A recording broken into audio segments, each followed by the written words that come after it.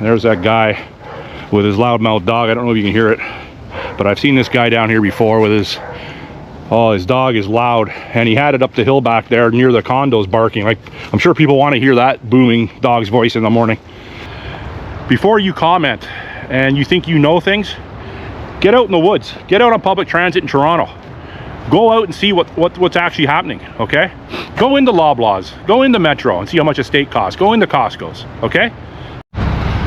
On my channel today, I'm out doing a little hiking, a little urban stealth training. It's gonna rain in the next couple hours. I got a front crossover on, and I have a back side sling. The back side sling I'm gonna estimate around 17 pounds, and my front crossover around 5 or 6 pounds.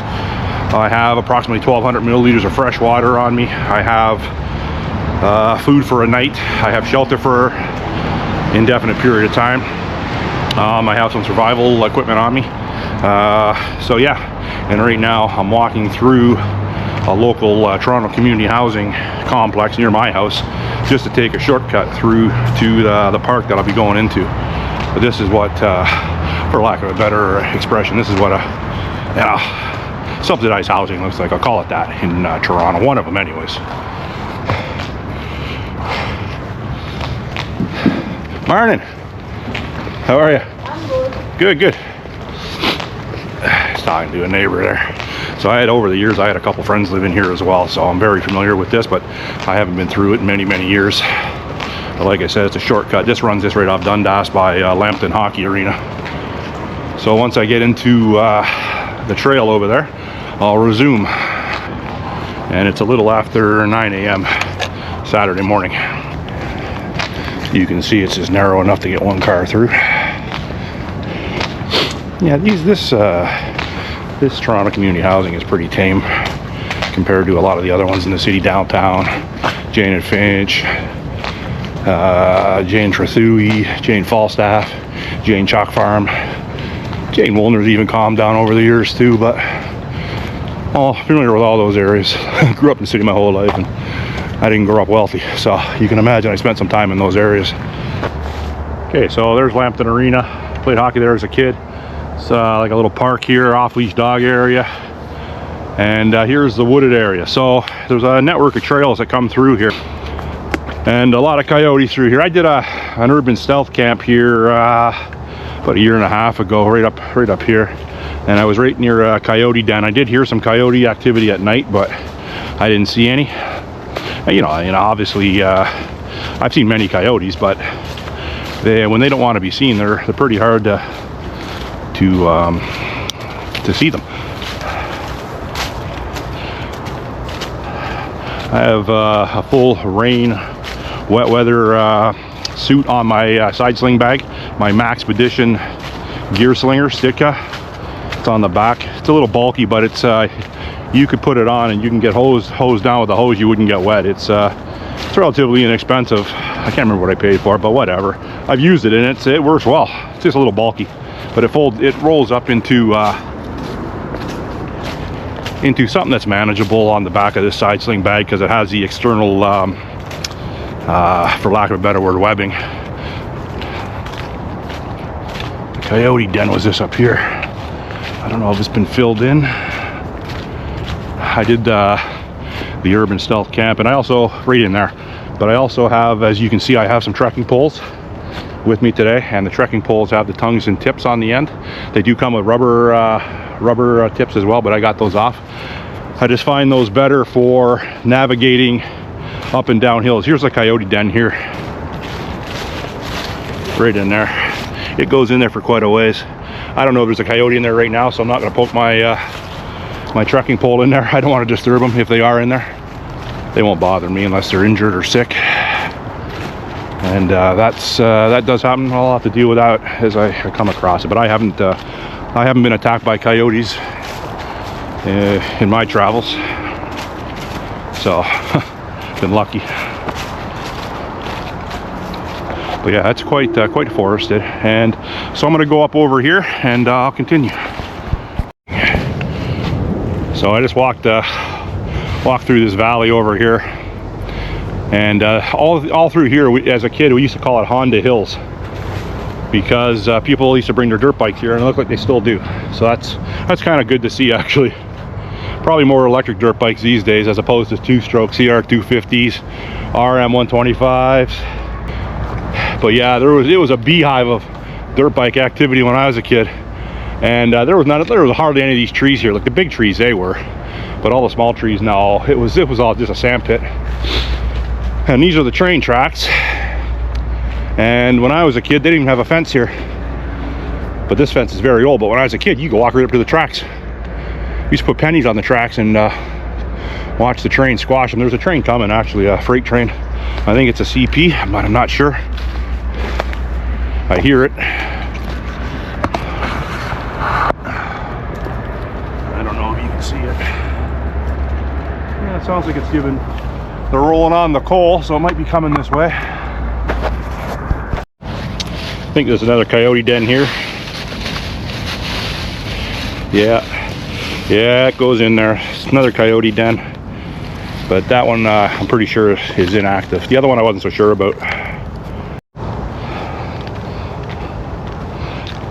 So once again, you don't get the full scope of how steep this hill is, but it's quite steep, and you have to be careful with the leaves on it, especially these oak leaves. They're very slippery.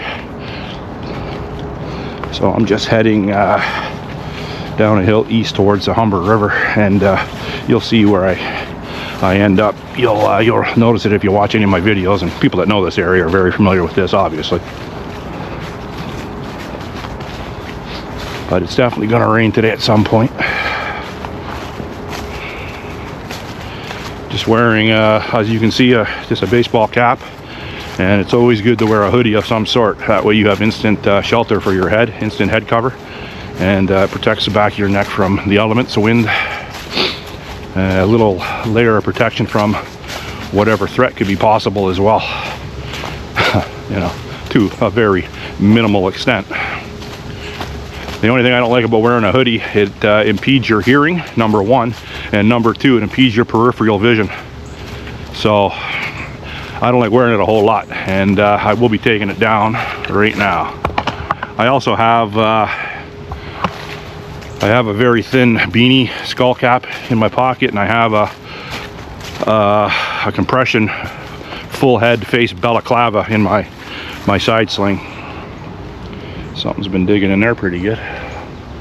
It's always good to stop every so often to see if you're being predated upon, whether it be an animal or a human. I always do that. If you ever notice my videos, I'll always stop. Even when I'm walking downtown in an urban area, like, you know, theoretically, I shouldn't be filming this. I should be using my trekking poles, because these leaves are like ice. But I'll just take my time, and if I fall, hey, I just told you why I fell. This hill is steep. Another path. This path here is not quite as steep. I haven't been on this in this trail, I don't know, a couple years anyways. But I'll start filming once I get to the bottom again. So as you can see, that bridge is very familiar if you've seen any of my videos, as is that one, the train trestle, and that's just where I came from. So I don't think I've ever filmed anything on this trail and posted on my videos before, so that might be a new experience for any returning viewers, any of the 10 returning viewers. But yeah, it's a nice trail, and not too many people down here quite yet. The weather kind of keeps people away, and it's early Saturday morning. Well, not really early, it's late for me. It is what do we got here? 9:33 a.m. So it's pretty late actually. But I'm gonna go across the bridge, and what am I into here? What's that say? I can't see it. 1.15 kilometers, which is nothing. And yeah, so I'm gonna go across the bridge, and I'm gonna go up into the woods over there, up that hill, and I'm gonna make myself a coffee. I could have brought a ready-made coffee with me in my thermos. I have that with me, and I have filtered water with me as well, and a bottle of Quebec spring water in my back pocket. Like I said, about We got about 1,200 milliliters of fresh water, and I have my filtration a straw, and I have a bag that will screw onto the straw. So I could, in theory, get some Humber River water as well, or in replacement of my water. In an SHTF situation, I would obviously have to be doing that, but today I'm not going to do that. But I will do a bag a content breakdown once I get to my my coffee area.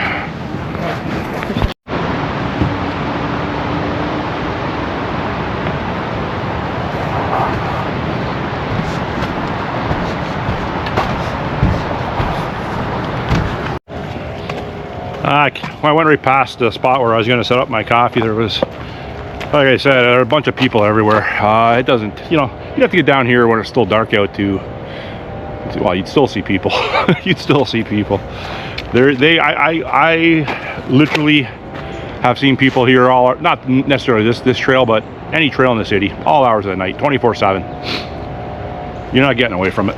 You have to go out outside the city for about 3, well, at least until you're in the Parry Sound district, you're near Algonquin Park. Then you can get some sort of trails and forested area where maybe you won't see someone, but you know, any bit of forested area, urban forested area in Toronto, you're gonna come across someone. It's impossible. Like there was a lady sitting like up in the woods squatting, and she wasn't going to the washroom. She was just sitting there squatting. And I understand squatting is good for you. I get it. That's what this person was doing, I'm assuming. But and I'm assuming it was a woman. It looked like a woman. But yeah, just strange. So I'll continue on. So this is the new trail. I was here last week. Now they have that all blocked off. They're putting in some big stone there. So they took out the man-made looking stairs. I guess they're going to make it more, I guess, more natural looking. But yeah, they've widened this trail significantly, and it's very smooth now.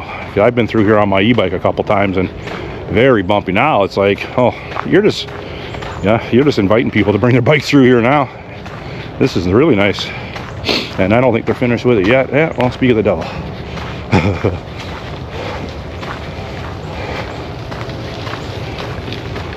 Speak of the devil. Anyhow, I'll just walk up a bit more, and I might even have my coffee over on one of those aluminum tables.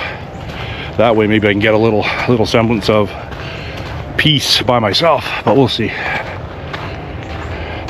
First time I've been through here since they've spruced it up. Excavator is, I was up here about a week ago. There's that guy with his loudmouth dog. I don't know if you can hear it, but I've seen this guy down here before with his dog is loud, and he had it up the hill back there near the condos barking. Like, I'm sure people want to hear that booming dog's voice in the morning. Hey, you know, everyone that knows me knows I love dogs, but you know what? Who wants to hear that?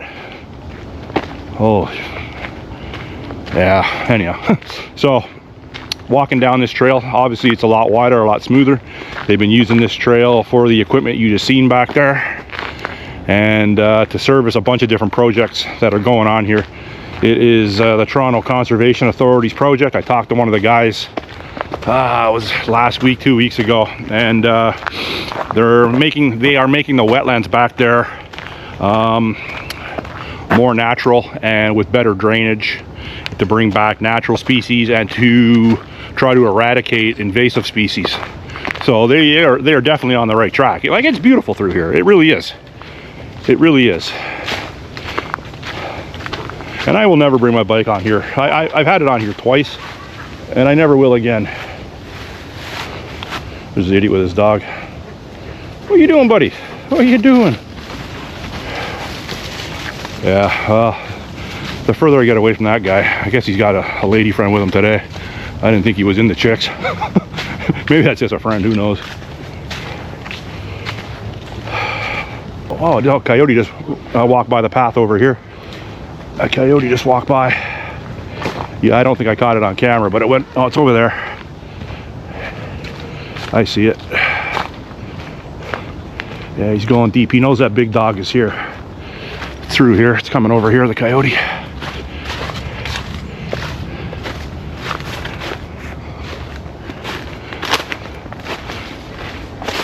See it? You see it running away, the coyote? It's going up the hill. I'm being a little intrusive too. It's morning as well. It's going up the hill there. Right up there. They like staying on the base of the hill or going up the hill because it's better for their defense. And people aren't going to follow them up there, right? And they blend in with their fall fur. He's up in there. He looks pretty healthy. He's not limping or nothing, he or she.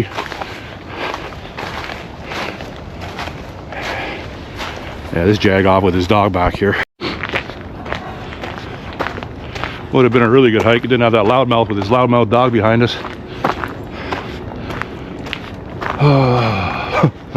Hey, do I sound a little bitter this morning, people? You know, but you know what?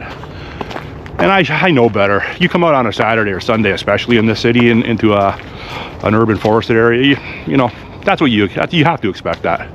It's like going into Tim Hortons and expecting to get food that isn't going to poison you. It ain't going to happen. So that's what it is. Got to get outside the city. You got to go to your favorite nature trail, get in your car, and that's where you might find a little peace and quiet. But you're not going to find it in the city. It is nice coming through here, and you do see some wildlife like that coyote moments ago. I wish I seen more fox and deer, because the coyotes they're quite prevalent, but they are hard to see. If they're not moving, you can't see them. Like there could be a coyote behind that tree, and if it's not moving, I'll walk right by it. That's how good their camouflage is. Nature has well equipped them to hide from predation, and we all know, people like me, the human race is the most dangerous animal on the planet. More specifically, the white liberal Karen is the pinnacle of danger on this planet, and I'm not even kidding. Looks like they have it blocked off up here. So they're making a loose attempt to not have people coming through here. So I'm gonna go over here. There's a aluminum picnic table, and I'm gonna go set up. I'm gonna weigh my packs in front of you. I brought a digital scale with me. I'm gonna weigh my packs, and I'll give you a pack breakdown. A group of ladies out for a walk this morning. What do we have? No, there's one single dude up there walking by himself, and these women are 1, 2, 3, 4, 5, 6, 7, 8, 9. There's 10, 11 women, and there's one dude that's sticking with them. And I'm pretty sure that dude isn't part of that walking group. I'm almost certain of that. Ladies, that's what you have to be very aware of. Like even myself, when you see someone dressed like me, you know, be very leery of that as well. But obviously, the way I'm kitted up today with my trekking poles and stuff too, yes, it's a more like I'm out for a little fitness training. I understand that. I've seen this lady before with that big red husky. That's a nice dog, or Malamute. But yeah, you got to be leery of everyone that you come in contact with. So, including me. If you got to know me, you wouldn't. But I'm just saying, you know what I'm saying. So I'm gonna do a little coffee. And I'll weigh these bags. So this is my front crossover. What's that say? Say, well, this just shy of 5 pounds for my front crossover. Okay, this is my side sling, my back side sling, and this has 750 milliliters of water on it. And that is coming in at this shy of 14 pounds. So both bags collectively less than 20 pounds, which is good. I have food in here for one night. I have a 5x7 tarp in here. I have a full rain suit. I have a bivy, emergency bivy. I have a fall camo poncho. I'm not going to empty the contents of this bag today, because like I said, I have videos before that outline this, and just a recent one where I had a laptop bag, and I'll put the laptop bag video at the end of this one, because it's basically exactly what I have in my side sling. So I'm going to make myself a coffee.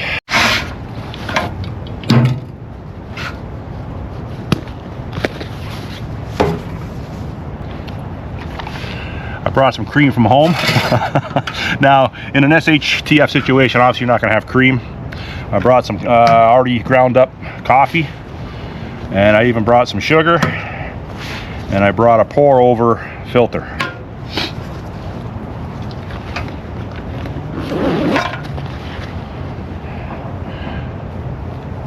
Balaclava, full face balaclava with neck gaiter for sleeping at night.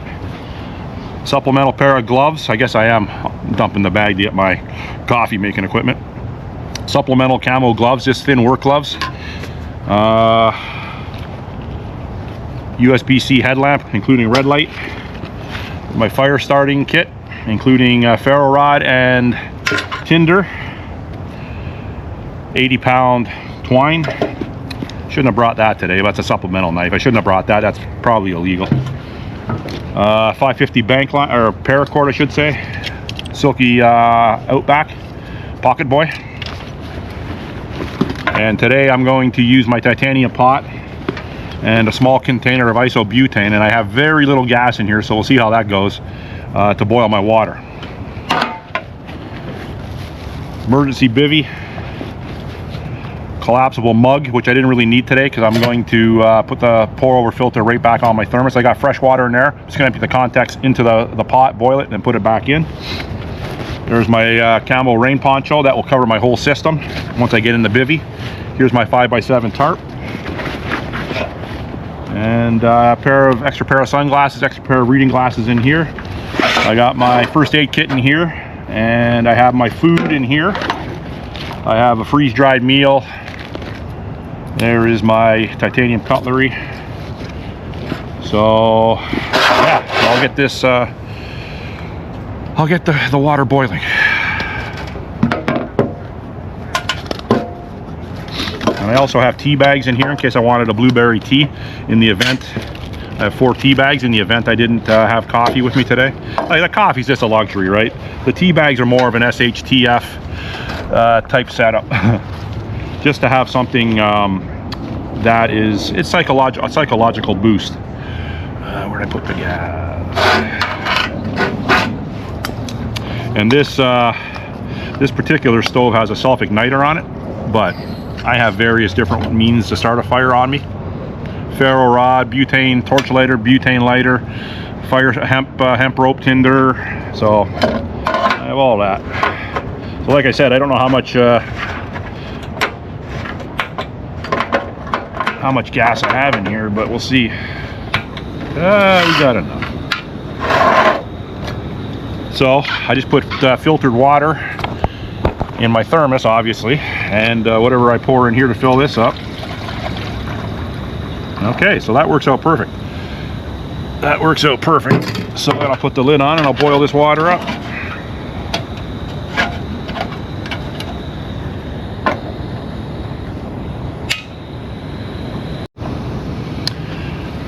I think it's safe to say that the water's boiled.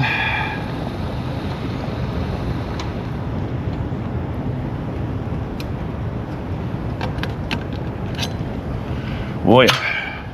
So I always have to be careful when I drink coffee away from my house, because I generally make coffee at home in my Keurig and it never gets it this hot. So I just have careful with that. I just have a pour over cup filter that fits on the top. This is my coffee in here, just Colombian dark roast.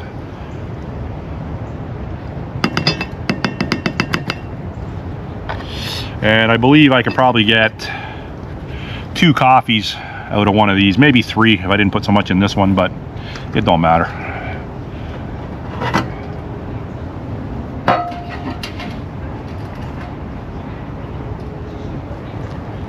It's a little bit of a process, but hey, I'll tell you,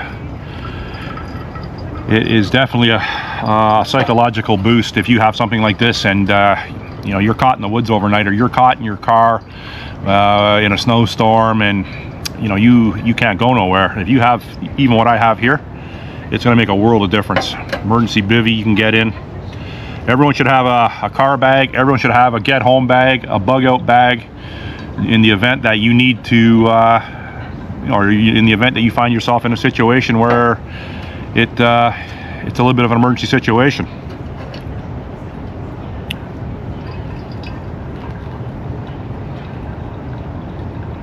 I didn't need to put this much coffee in this filter. I probably should have put less. So yeah, you can probably get 3 coffees out of one of those. These are good filters though. They do a good job. And I've had this exact setup before at home, and it tastes good. It's a good tasting coffee. I can't remember the name of the actual brand of coffee that I used, but it's already pre-ground. I also grind my own beans sometimes as well. I've done videos with that.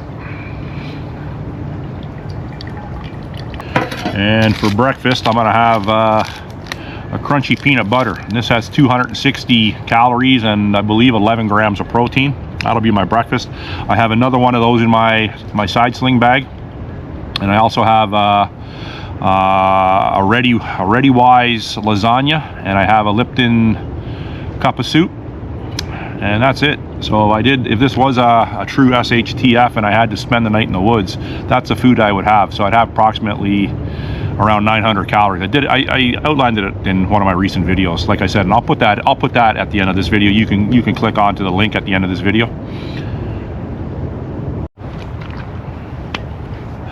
Little cream.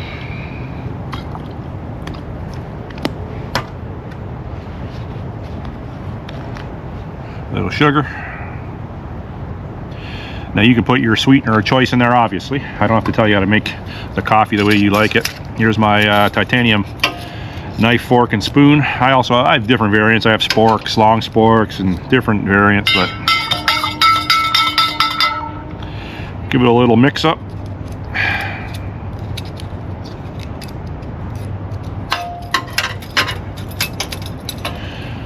And so this is my rain jacket and pants, fully waterproof. So if in the event that I don't need it, I could use it as a pillow. I could use it to sit on, which I'm going to do right now because I'm sitting on cold aluminum. I'm wearing a full base layer. I'm wearing a full base layer of thermal underwear, and I'm wearing just a non-waterproof tactical pant and a vest. I always like wearing a vest because it gives me more freedom in the arms, and it gives me the pockets I like up here. So you'll notice I have a few different, I have quite a few different vests actually, quite a few. So I like wearing those, and yeah, I like the setup of these pockets. I have 3 of these, this name brand. Can't remember. It's a pretty good name brand. I can't remember the name of it. And different various colors. And I have other vests. I have more winter vests. I even have a couple down vests.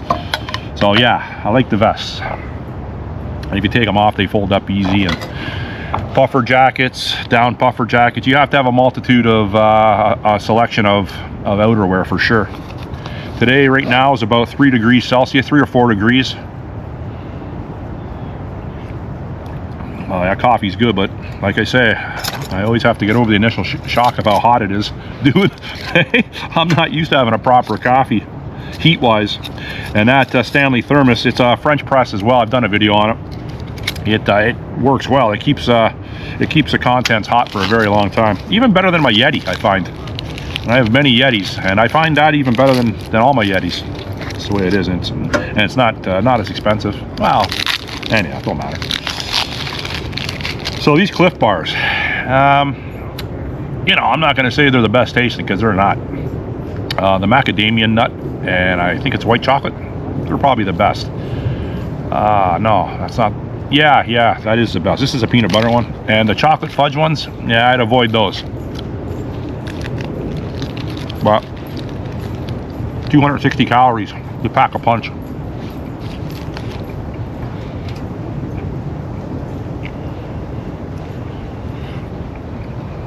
Got my side sling pack back up.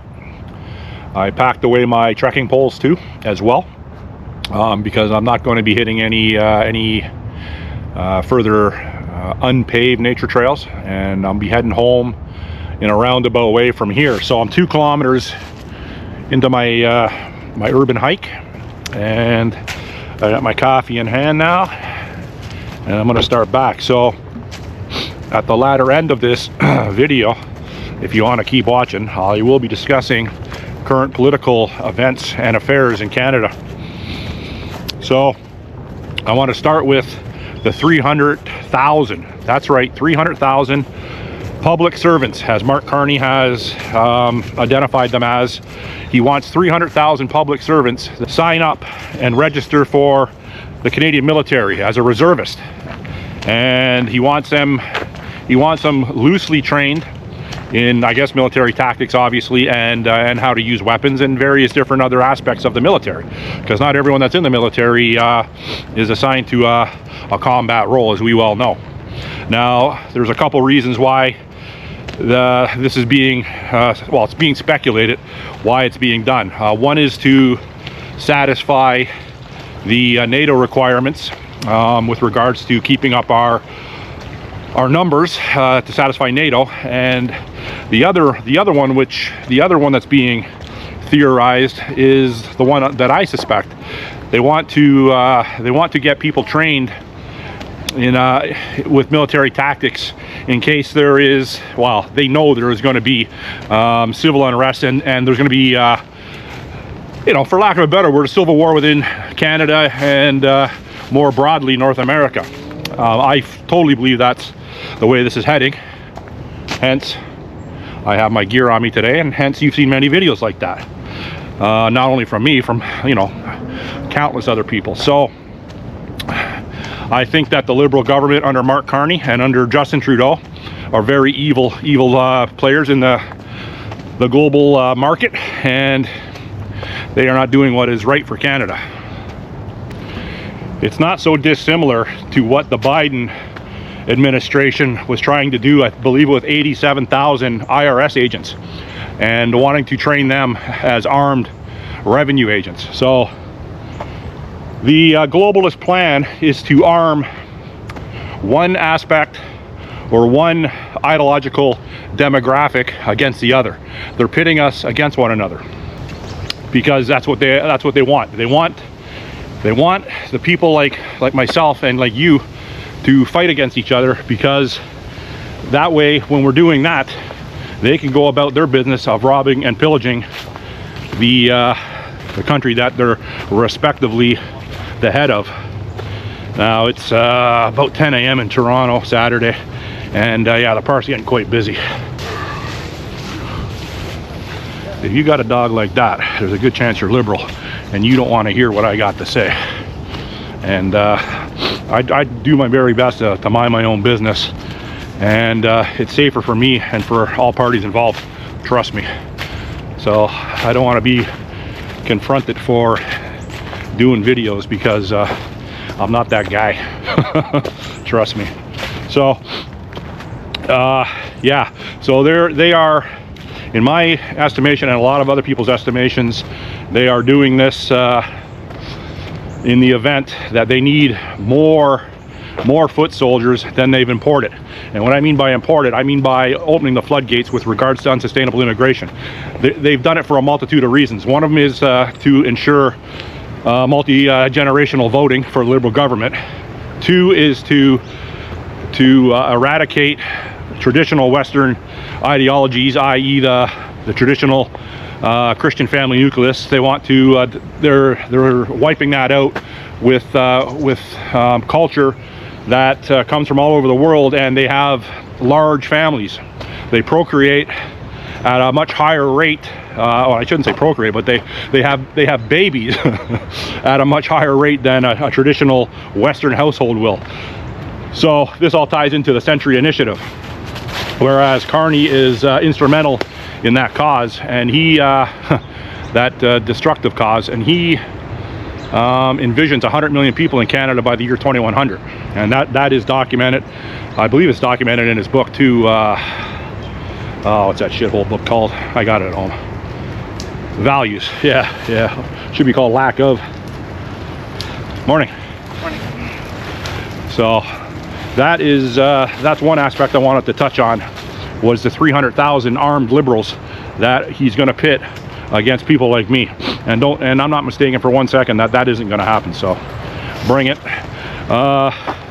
Secondly, to touch on, well, not to touch on, but to go maybe a little bit more in depth with regards to the mainstream media's attack on Poilievre. Like I've said in my last couple of videos, it's increasing daily They are slandering him at every opportunity. When he agrees, when Poilievre agrees to go on a left-wing media outlet interview, you know, he knows what's coming. But he's very good at fact-checking them in real time. So they know that as well. But they are going full steam ahead. They are slandering him at every different left-wing level. And when I say that, even when I'm looking at comments on YouTube, I'm looking at comments on my Facebook, and just the hostility and the negativity coming from the left it's complete vitriol. It's vicious. Now, you know, obviously I don't know every one of these people obviously that are making these very inflammatory, very aggressive comments, but when briefly you look at their profile pics and briefly you look at, you know, just their outward appearance, you would have to come to the conclusion they are writing checks their bodies can't cash. So which means they are keyboard tough people, and also it's been highly regarded that a lot of the comments on these social media sites are bots. They're computer generated responses, computer generated negativity directed towards an opposite party. Now that costs a lot of money to get a team of people to do that. Now it's being said that possible that it's taxpayers' money paying for these left-wing nut jobs, i.e. Antifa, manning the computers with regards to programming computers to spit out negative comments onto someone's social media. Just flood the social media. Like if you're anyone that is on a particular left-wing media site or a right-wing media site, you know, when you comment, you make a comment in the comment section, you know, automatically you get a bunch of advertisement comments, you get a bunch of very hostile comments. Now I'm smart enough and I'm very aware enough that I'm not going to make a threatening comment on any social media, a direct threatening comment, because I know that's illegal, or potentially it could be misconstrued as being illegal. And as the Liberals are tightening the censorship laws and the speech laws, it is becoming more so. There's a lot of gray area to what you can and cannot say, and they want it like that so they can just go around and collect you up, like they're doing in China.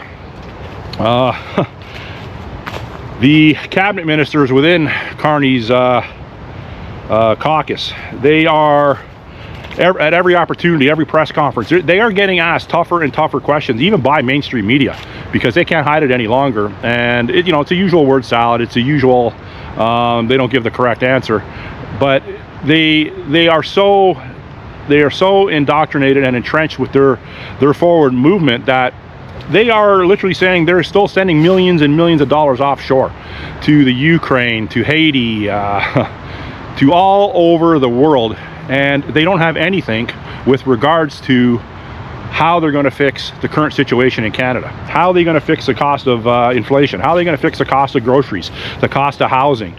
There's nothing, you know. And if there is, it's very convoluted, and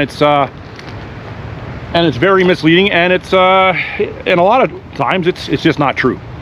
They are just it's a stopgap measure, because I believe that the entire government, whether it be conservative, liberal, or any of the other goofball parties, they all know what's really happening, and they are all lining and padding their own pockets for the downfall of this country.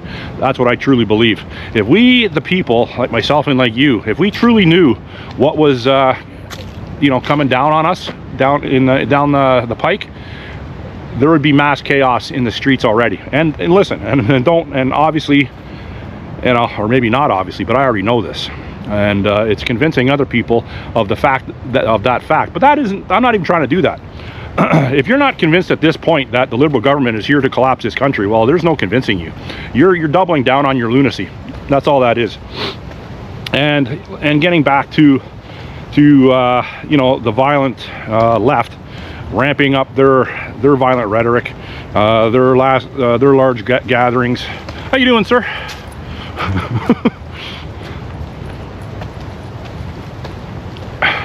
What do you got, a weighted vest? Yeah. Yeah, cool. Hey, buddy. How you doing? Oh, it's good. It's good. Thanks. It's okay. Have a good one. You too, man. Yeah, that's the thing when you try to talk to someone, everyone's wearing buds, and that's ridiculous. Don't wear buds on the trail, people. If you're like that guy, it's good that he has a dog, though. I have to say, even a little dog like that, they let you know, so that's good. If you're gonna wear buds, have a dog with you. If you you don't have a dog with you and you're by yourself on the trail, don't wear earbuds. You don't know who's gonna come up and clunk you on the head. That's no joke. So, where was I? Yeah, so if you you don't fully understand that the Liberal government is not your friend, and I'm talking to you Liberals as well. They're using the Indigenous people to take your land away from you. They're using your Indigenous people to stop the progress of pipelines out west, to make the country self-sustainable with regards to energy and large influxes of revenue. You are long past being helped. The last thing I want to touch on, well, I don't know if it's the last thing, but we'll leave it at the last thing right now anyways. Might turn this camera back on, is the black lady that Carney put into some sort of temporary position. I believe it was just before the election in March, whereas she spent, I believe it was $178,000 or $179,000 in 9 days, and basically she can't determine, or it can't be determined that it was for any sort of legitimate function. So this person went out and expensed $179,000. I'll correct it if I was wrong. And she went on like more or less a spending spree. Like, she was put into a position of a little bit of authority, a little bit of power for 9 days, and she went crazy. So if I was Poilievre and if I was in the Conservative government, I would be trying to launch an RCMP investigation. Like, I understand the RCMP isn't going to do shit because they are a very corrupted Liberal-run organization as well. They are just another layer of insulation for the Liberal corruptness. So they're not going to do nothing. But what you have to do is at least make aware to the authorities that should be investigating this what has happened. And of course, if you bring it to the upper brass of the RCMP, which seems to be French-speaking Canadians for some reason, including the military. Our top general, she's French-speaking as well. Seem like they like picking out the French Canadians for some reason. Yeah, well, we know the reason. So, at least launch an investigation and go after it hard, like they're going after Poilievre. Listen, take the gloves off, because the gloves are off for them a long time ago. Okay, so. You know, people are saying, you know, we don't want to lose Poilievre, and I'm one of them. I don't want to lose Poilievre either. But you know what? He's got to take the gloves off. The gloves off with us, with regards to the Liberals and Antifa and all these lunatics walking around this fucking city. They're all fucking nuts. The city's retarded, for lack of a better word, or maybe that's the right word. I'm not even going to take that out. I'm just going to leave that in the video. I don't care. I've been on the TTC twice the last couple days. This past week, I went down to the Remembrance Day ceremonies downtown. Then the next day, I went down to visit a military museum, and I walked around. Well, let me tell you this. Remembrance Day is the most sacred day on my calendar. It trumps every other day on my calendar, okay? So when I went downtown, I went into the wokest part of the city. I went to the University of Toronto. I went down to Queen's Park. That's the woke epicenter of Liberal skullduggery. And I went down there not wanting to discuss politics with anyone. And I didn't. And if I did, I didn't initiate it. So I'll tell you what happened here in a second. So when I went down there, I'm the type of person that will, if I see something interesting or someone interesting, I will approach them and I'll try to have a dialogue or a conversation with this person. And it happened on two specific, well, it happened more than twice, but I will outline these two. One was an older gentleman. It turned out he was in his mid-70s. And I'm not going to say his first name, but I'll say his last name. His last name is Kehoe. Now, everyone knows a Kehoe, maybe. Obviously I know the name, I know the last name. But I associate Kehoe with Rick Kehoe. Now, Rick Kehoe was a Toronto Maple Leaf, and he was a Pittsburgh Penguin. He was a pretty good goal scorer with, especially with the Penguins. I think he got 55 goals one year. So as it turns out, I asked this guy, I go, hey, listen, are you related to, and before I even got the sentence out, he goes, yes, he's my cousin. Okay, so he has a cousin that played in the NHL and had some sort of, and had a little bit of success. So, I got into talking to him, and I asked him, I go, where you live? And he tells me he lives in Los Angeles. So I go, you live in Los Angeles? I go, what brings you up here? And he goes, oh, I'm up here for the ceremony. I go, come on, you're not up here for this ceremony. So then anyhow, he let on that he was up for he flew from LA to go to Queen's Park for the Remembrance Day ceremonies. If you're gonna leave Los Angeles to attend any sort of remembrance, you're gonna go to the National War Memorial in Ottawa. Okay, so I knew right away, I don't know what his game was there. But he goes, no, well, he's has a business that he travels a little bit, and he's still working. He's not retired. So anyhow, like a nice guy, like no problem, right? So then, unsolicited, he mentions to me how much he doesn't like Trump. So I just look at him and I'm going, oh, okay, well, you don't like Trump. I go, what do you think of Gavin Newsom? He goes, oh, I like him. So anyhow, so then I cut the conversation short because it wasn't the day for me to talk politics. So I walked away. I said, nice meeting you, and I walked away.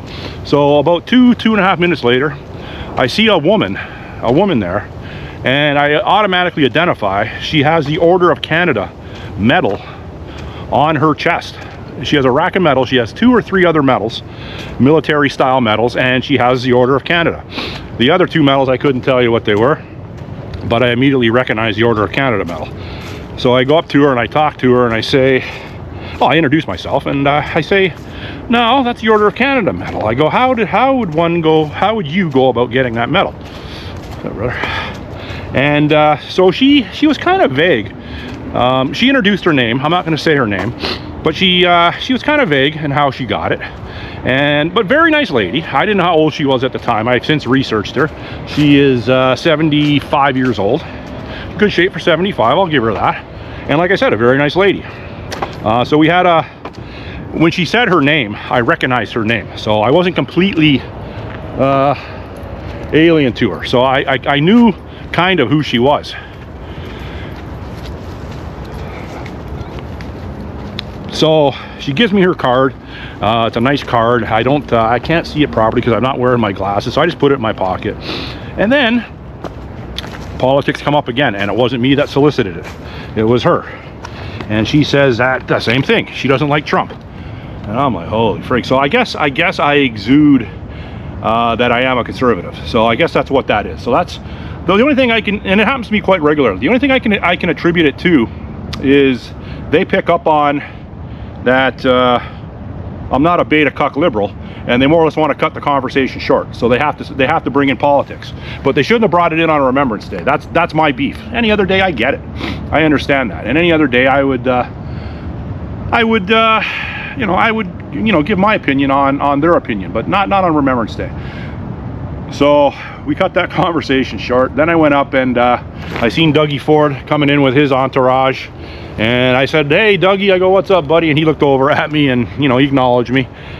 And then I left. Well, let's back that up. Before I left the Queen's Park ceremony, I left right at the point where they started. They had an Indigenous lady up there, and she started to do a land acknowledgement. I stayed for the national anthem. I stayed for the bagpipes and the bugle. But then when that started, I walked away. I went and I watched the cannons going off. They were doing a cannon salute at the front of Queen's Park, or at the back, whichever. And then I went back over to the U of T. That ceremony was over. At the U of T ceremony was Chrystia Freeland. That's her riding, University Spadina, and Melanie Jolie was at the Queen's Park ceremony, but I didn't see either of them. So that was good. I didn't want to see either of them. But yeah, then I took transit home, and on transit you see a lot of things on transit. You see homeless people, you see a lot of gender confused people. And when I say gender confused people, I mean men dressed as women. That's all sorts. You see homeless encampments. I walked 13 kilometers the day after Remembrance Day. I walked 13K. And yeah, I walked down some pretty shady parts of Queen Street, walked through the exhibition grounds, which apparently they're accusing Dougie Ford of trying to snatch now the entire property. And when I was down there, I was thinking, when's this property going to be developed? Honest to God. So Yeah. People, I know if you're not a bot and you're not programmed to comment negatively against people with my views, before you comment and you think you know things, get out in the woods, get out on public transit in Toronto, go out and see what's actually happening. Okay, go into Loblaws, go into Metro and see how much a steak costs, go into Costco's. Okay, it's at Costco's this week too, and it's unbelievable.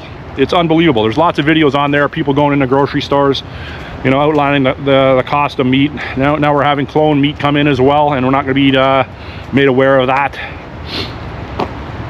Get ready, people, because this world is going to be chaotic very, very soon. Mortgages are coming up for renewal, and banks aren't giving mortgages. People are walking away from houses, townhouses, condos. People are making the decision between buying groceries and keeping their hydro on, buying groceries and paying their mortgage. Okay, you don't think it's happening to you right now, and it's not? Well, that's good for you. That's going to change. If you got any questions, comments, or concerns, put it in the comment section, and I will 99% of the time get back to you. Thanks for watching. Bye.